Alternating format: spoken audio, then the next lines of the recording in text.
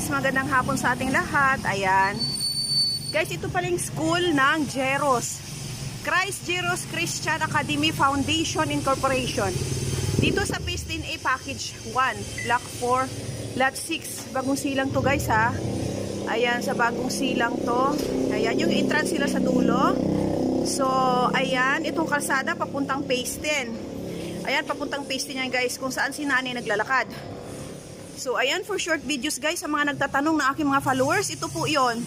Galing po kayo ng Phase 9, Phase 1, sakit kayo yung tricycle, kaliwa. Ito yon. Okay guys?